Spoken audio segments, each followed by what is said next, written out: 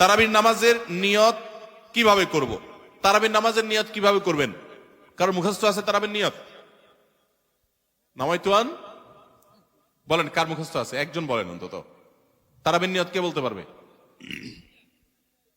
বলেন বলেন ভাই।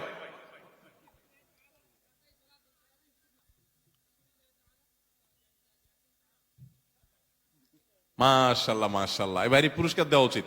বসেন, আপনি অনেক কষ্ট করে মুখস্থ করছেন। তুমি বগুড়া সদরের লোক ভাই?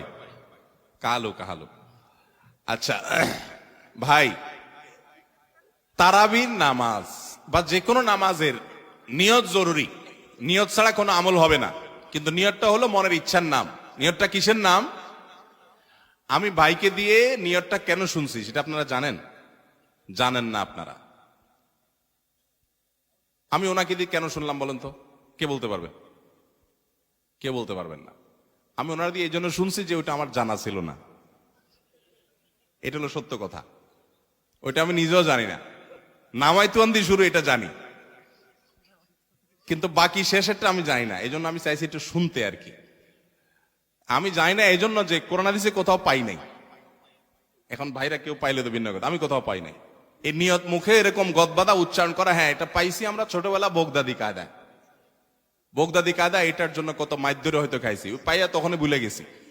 এটা পরবর্তীতে কোরআন হাদিসে যেহেতু পাই নাই, এই জন্য আর আমরা ওটা মুখস্থ করি নাই। ভাইরা আমার, নামাজের জন্য এরকম নামাইতুয়ান, এরকম গদবাদা যে দোয়া আমরা শিখেছি, এগুলোর কোনোটি কোরআন বা সুন্নাহর কোথাও আমরা নিয়ত করব মন থেকে যে আমি তারাবির নামাজ পড়ছি, বাস এটা আমার ইন্টেনশন আছে, নিয়ত আছে, মনে আছে, এটাই যথেষ্ট। মুখে উচ্চারণ করা জরুরি না, এবং মুখে উচ্চারণ করা এটা সুন্নাহও না। নবী সাল্লাল্লাহু আলাইহি ওয়াসাল্লাম শিখানো না এটা আমাকে। ইবাদত করতে হবে তার পদ্ধতিতে। কোনো হাদিসে যদি উৎসাহ দেওয়া না থাকে, আমি কেন সেটা করতে যাব, কসরত করতে যাব? তবে হ্যাঁ, নিয়তটা হলো অন্তরের ইচ্ছার নাম, সেটাই যথেষ্ট।